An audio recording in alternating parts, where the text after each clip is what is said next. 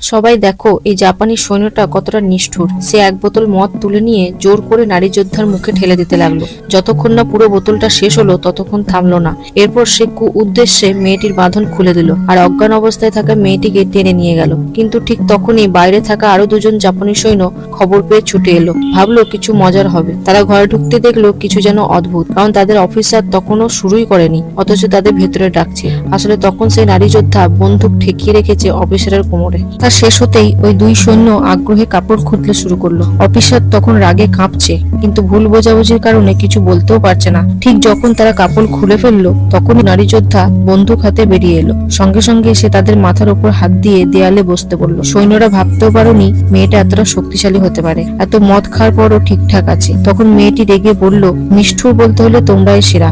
এই বলে অফিসারের মাথায় ঠোকর মারে। রক্ত ঝরে পড়ে নাক দিয়ে। এরপর আর সময় নষ্ট না করে সে অফিসারকে বন্দি করে